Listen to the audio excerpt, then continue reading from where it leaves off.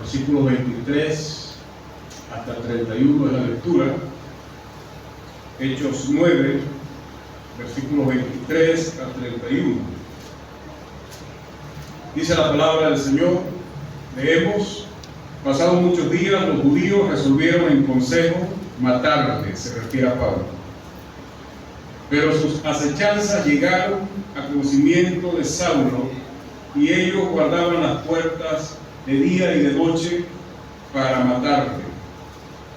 Parece que no tenían muchas ganas de abrazarlo. Entonces los discípulos, tomándole de noche, le bajaron por el muro, descolgándole en una canasta. Cuando llegó a Jerusalén, trataba de juntarse con los discípulos, pero todos le tenían miedo, no creyendo que fuese un discípulo. Entonces Bernabé, tomándole, los trajo a los apóstoles y les contó cómo Saulo había visto en el camino al Señor, el cual le había hablado, y cómo en Damasco había hablado valerosamente en el nombre de Jesús.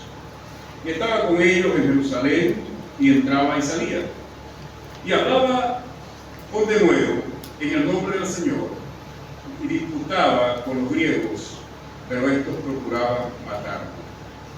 Cuando supieron esto los hermanos, le llevaron a Cesarea y le enviaron a Tarso.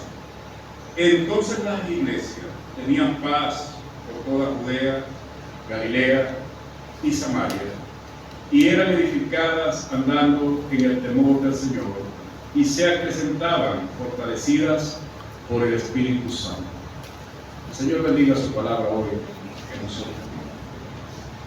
Pablo, instrumento útil en las manos de Dios, es el título del sermón del mensaje.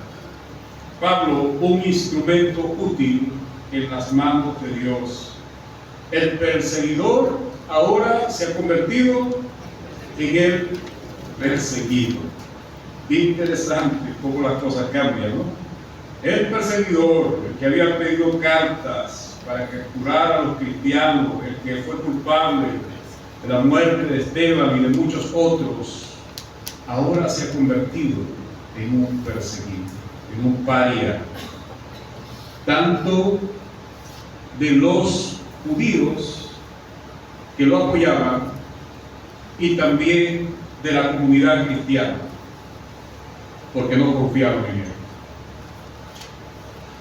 Esto era parte del sufrimiento que Jesús le había prometido por causa del Evangelio. Y Pablo lo asumió, Pablo lo entendió. Pero quisiera poder encontrar aquí, no solo en el relato de Pablo, algunas cosas acerca de él, sino algo que él pueda mostrarnos a nosotros como iglesia y que puedan ser de ayuda, de bendición para nosotros. Por eso quisiera enfocarme en Pablo como un verdadero discípulo.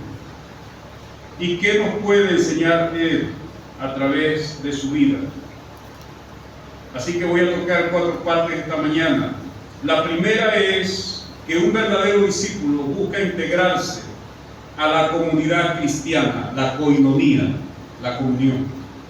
La segunda parte es que un verdadero discípulo ha recibido un cambio de transformación de vida. La tercera parte, un verdadero discípulo demuestra las afirmaciones de sus palabras por el testimonio de su conducta. Y cuarta parte, encontramos aquí también apoyo de la comunidad cristiana a los verdaderos discípulos. Número 1, un verdadero discípulo busca integrarse a la comunidad cristiana. Versículo 26.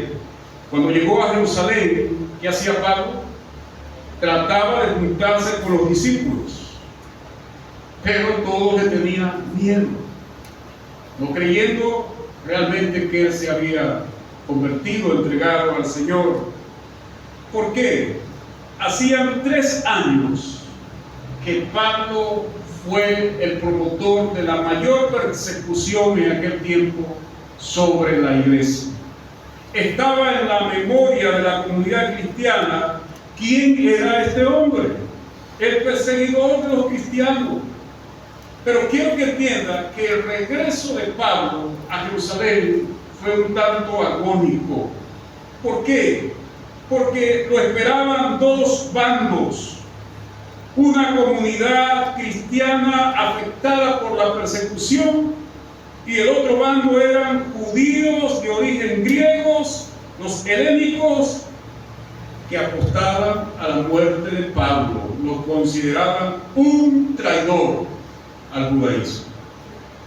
Así que en ese escenario Pablo decide regresar a Jerusalén. ¿Haría usted lo mismo? ¿Sabes para qué te están esperando? Para matarte. Pero esto es importante entenderlo. Pablo, de una u otra manera, a pesar de la oposición y de los peligros de muerte, él comprendía o empezó a comprender el valor que tiene la iglesia de Cristo. Él sabía que no podía ejercer un ministerio fuera de la iglesia. Él sabía que no podía hacer nada fuera de la voluntad de Dios sin dejar a la iglesia. Es importante que los cristianos entendamos eso, mis hermanos.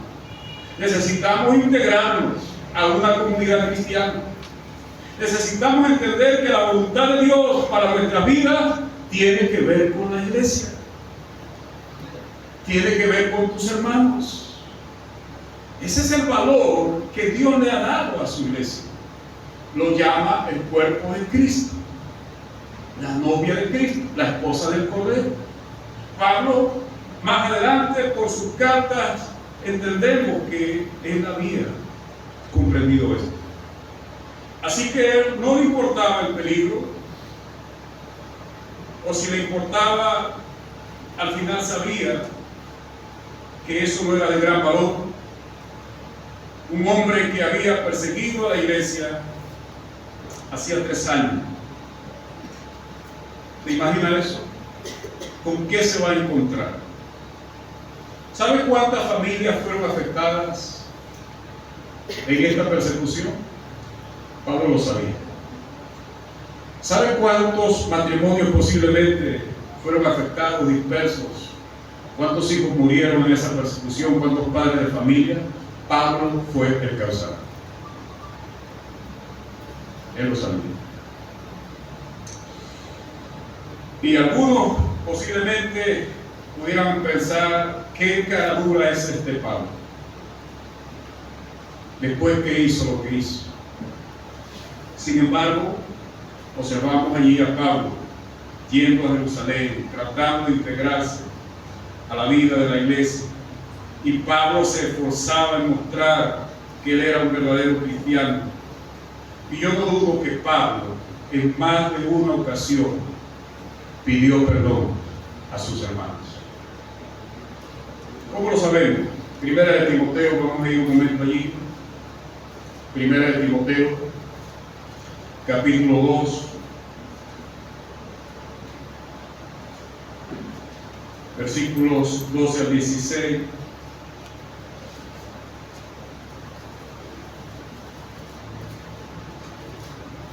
Dice Pablo escribiendo a Timoteo posteriormente: doy gracias al que me fortaleció, a Cristo Jesús, Señor nuestro, porque me tuvo por fiel, poniéndome en el ministerio. Hermanos, nosotros no merecemos el ministerio. Ni siquiera nuestra fidelidad viene de nosotros, es del Señor. Versículo 13. Mire, habiendo yo sido antes blasfemo. Pablo blasfemó del nombre de Jesucristo. Pablo maldijo el nombre de Cristo. Pablo maldijo a la iglesia, habiendo yo antes sido blasfemo, perseguidor e injuriador. Cuántas injurias levantó contra Cristo y la iglesia. Pero ¿qué te dice el verso 13? Mas fui recibido a misericordia, porque lo hice con ignorancia e incredulidad. Claro, hermano, de ahí venimos todos. Todos nosotros que hemos venido a Cristo, al Evangelio, estábamos en nuestra ignorancia y en nuestra incredulidad. Claro, Pablo se llevó el premio mayor. Versículo 14. Y esto es muy importante lo que vamos a mirar aquí. Pero la gracia de nuestro Señor fue más abundante con fe y el amor que es en Cristo Jesús. Lo entendió cuando escribió la carta a los Efesios. Entendió el valor de la vida eterna, entendió el valor de la gracia de Dios, entendió cuál era su verdadera identidad. Por la gracia he sido salvo, escribe Pablo.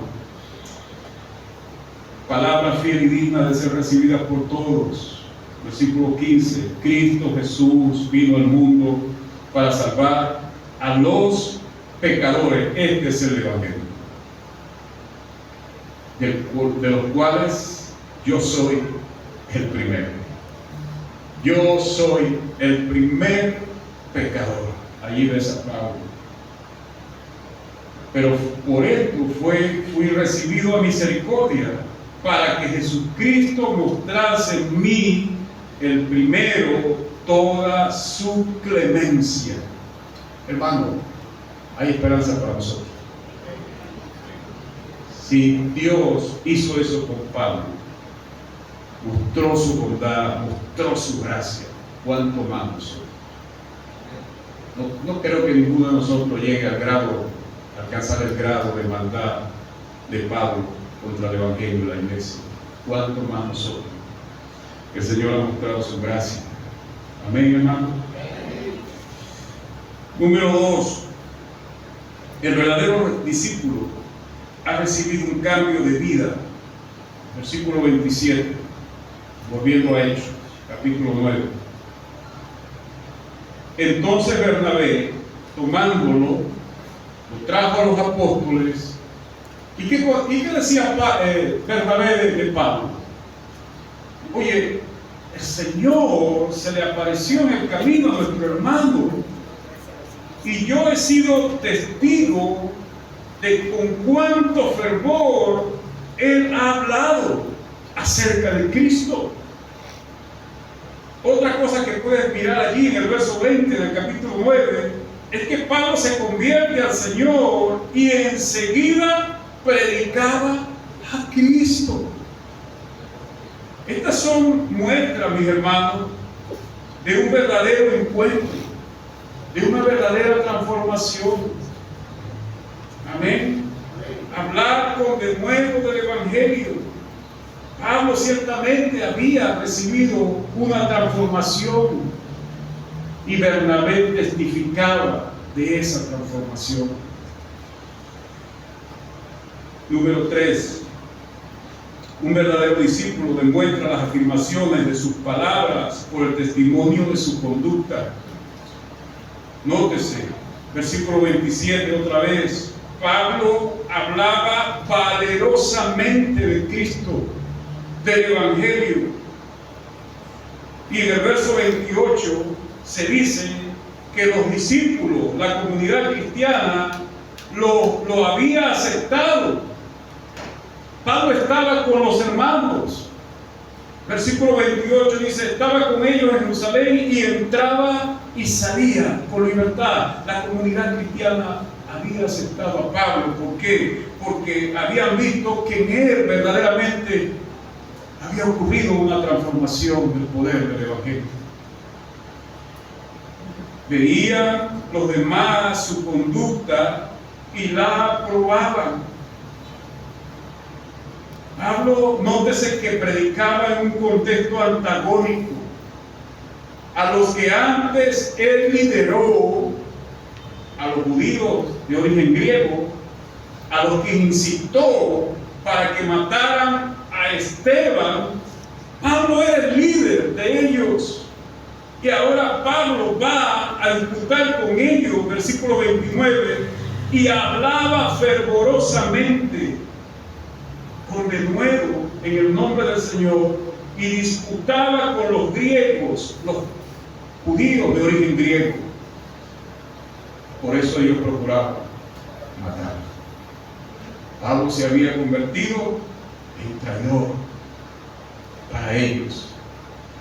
Y no se crea, aún Pablo, después de muchos años, todavía despertaba cierta desconfianza.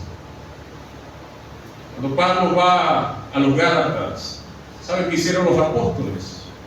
Mandaron a algunos para vigilar lo que hacía Pablo. Esa era parte del precio que el Señor dijo que Él iba a pagar. Predicaba en un contexto antagónico, persiguió a los cristianos, ahora se convierte en defensor de los que persiguió, ahora es parte de los perseguidos. Pero creo que por voluntad de Dios debemos entender que de una u otra manera Pablo quería rehacer lo que el daño.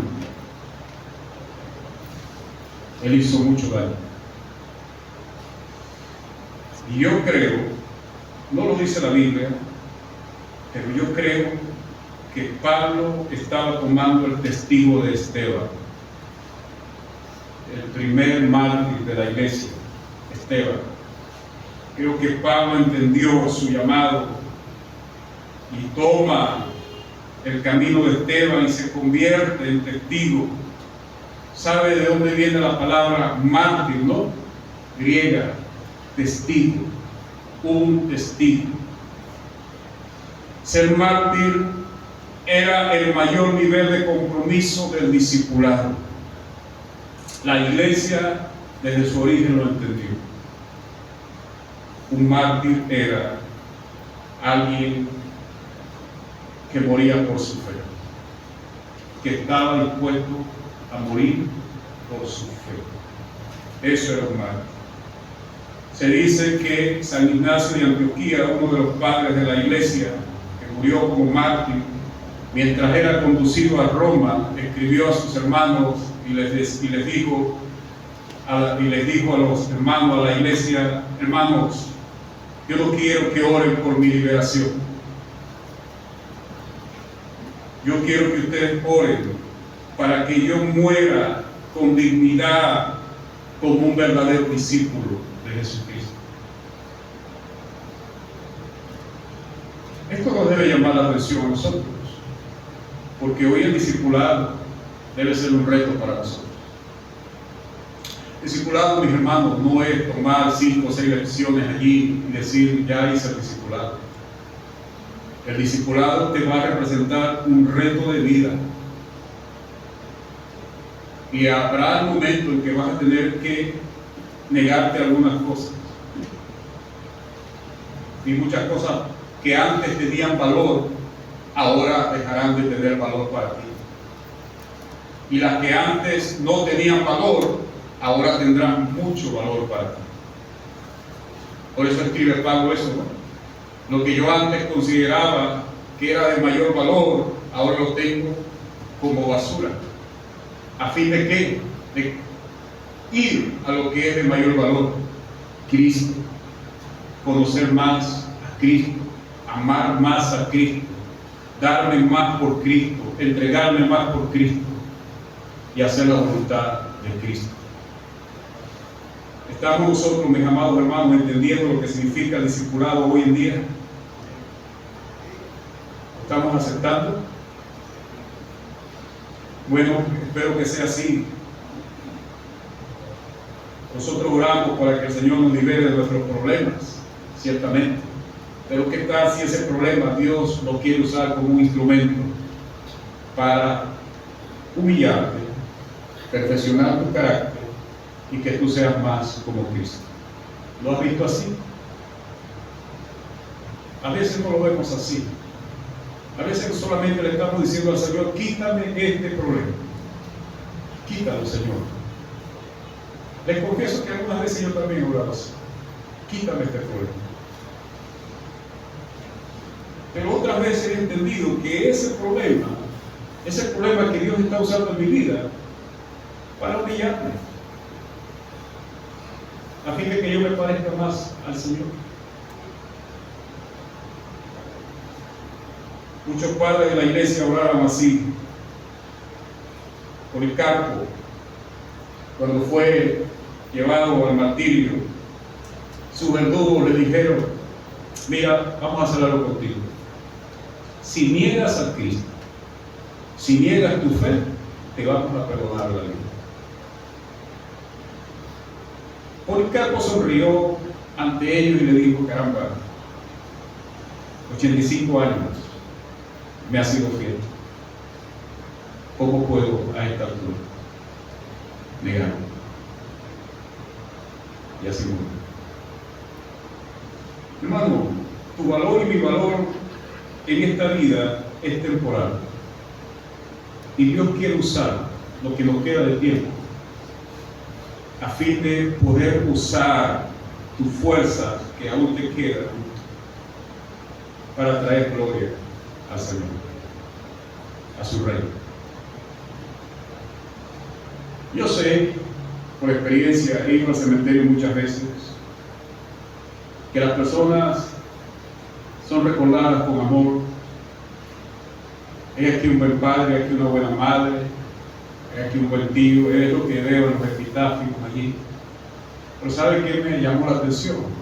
Un día fui al cementerio y vi una lápida. ¿Sabe qué decía la lápida? He aquí un hombre que vivió y amó a su Señor. Eso me llamó la atención.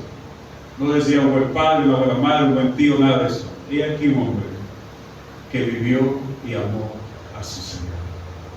¿Cómo quieres terminar tu día, mi hermano? ¿Qué quiere que se diga al final de tu vida? Ahí ves a Pablo, al final de sus días, escribe: Timoteo, he peleado la buena batalla. Timoteo, he acabado la carrera. Timoteo, he guardado la fe. Por lo demás me espera la corona de vida que el Señor ha guardado, ha prometido para los suyos. Hermanos, si vas a estar en el Evangelio, procura pelear la buena batalla, no que sea una mala batalla. Amén. Si vas a proseguir en el Evangelio, procura bien guardar tu fe. Evita, por favor, los altibajos. Pídele la ayuda y la dirección al Espíritu Santo. Que guardes tu fe. Que termines bien tu carrera. Es lo que deseo para ti. Es lo que deseo para mí. No importa cómo hemos empezado. Porque Dios quiere que tú y yo terminemos bien. Que el último día que tengas que irte de esta tierra, ese último día, esos últimos minutos, tú estés trayendo gloria a tu Señor. Número 4. Estamos hablando a través de Pablo, ¿verdad? Su vida, las cualidades de un discípulo. Número 4. ¿Sabe? La comunidad cristiana, al ver verdaderamente la conversión de Pablo, su transformación, no lo abandonó. ¿Qué hizo? Nótese. Primero observe el versículo 24 del capítulo 1. Ahí están los judíos helénicos de origen griego tratando de matar a Pablo. Versículo 24 te dice que estaban día y noche en las puertas de la ciudad, allí en Damasco. ¿Para qué? Para asesinarlo. Pero nótese también el versículo 25. Los discípulos, los hermanos que sabían, que habían visto su verdadera conversión, que era un hombre de Dios, ¿qué hicieron? ¿Lo abandonaron? No, decidieron apoyarlo. lo bajan por el muro, muy interesante, ¿no? Una especie de ascensor, allí, rapidito. Pero no crean que fue fácil, porque si los descubren, todos hubieran sido asesinados. Pablo y los otros que estaban, si hubieran sido descubiertos todos. Así que estos hermanos, entendamos el punto. La iglesia ama a sus hermanos y está dispuesta a dar la vida por sus hermanos.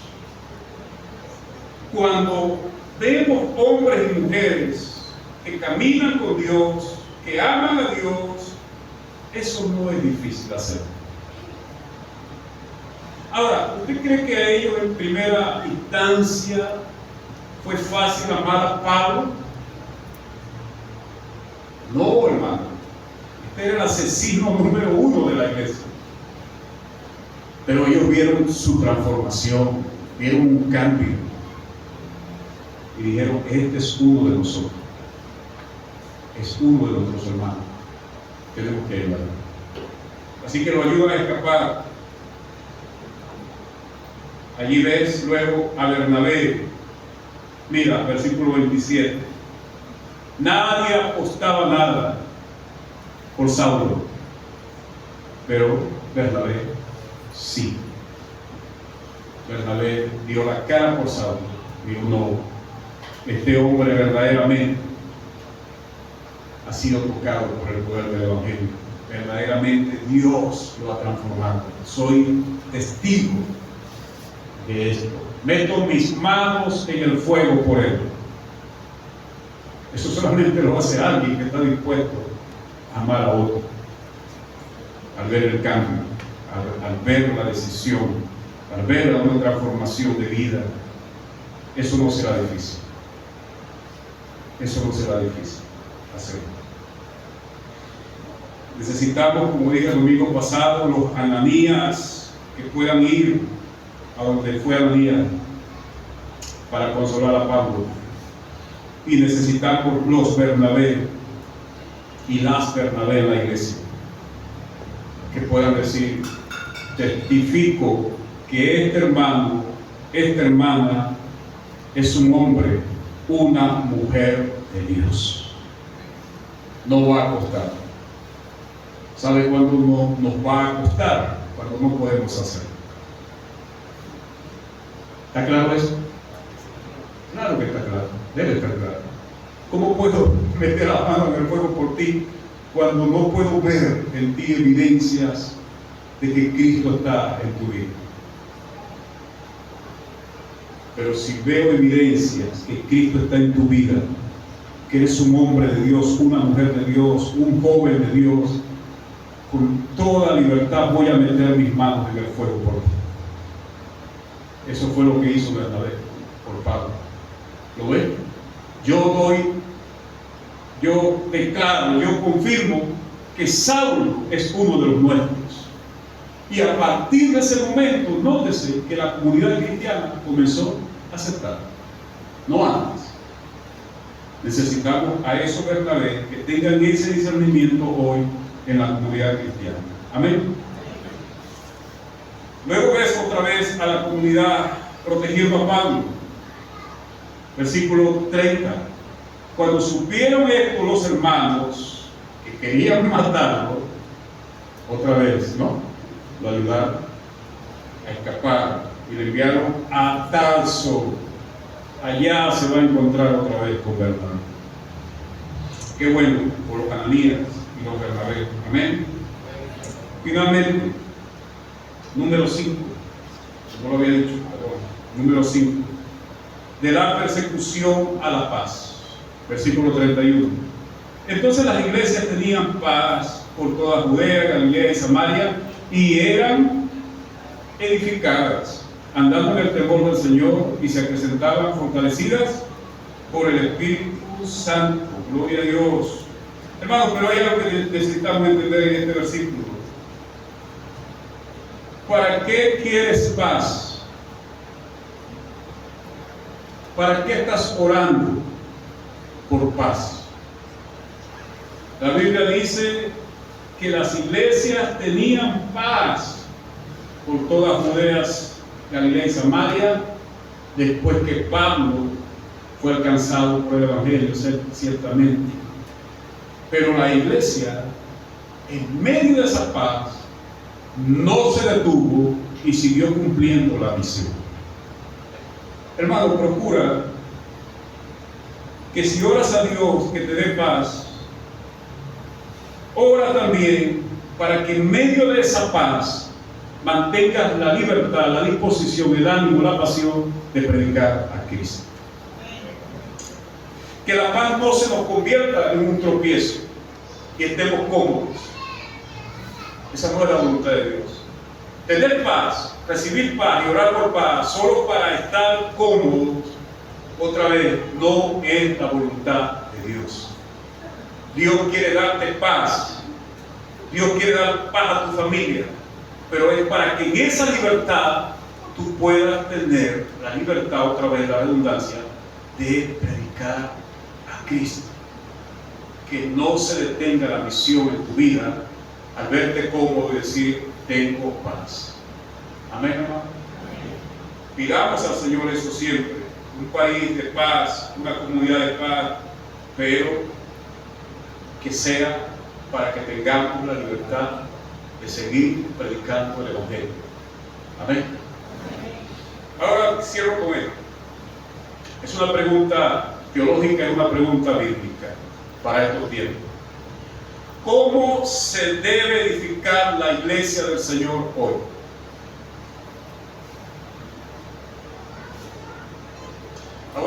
Lo voy a hacer de otra manera. ¿Qué medios se deben usar o se necesita tomar en cuenta para que la iglesia sea edificada bíblicamente? Remítase al versículo 31 para que lo entiendan. ¿Sabe por qué hago esta pregunta? Porque hay hoy muchas comunidades cristianas que están usando los medios seculares del mundo para presentar algo atractivo a la gente, pero eso no es de Dios. El poder del Evangelio no quiere transformar solo nuestros sentimientos, nuestras emociones y entrar en un estado emocional. No. El poder del Evangelio va más allá. Quiere transformar nuestra vida, nuestros corazones, nuestra forma de pensar. Amén.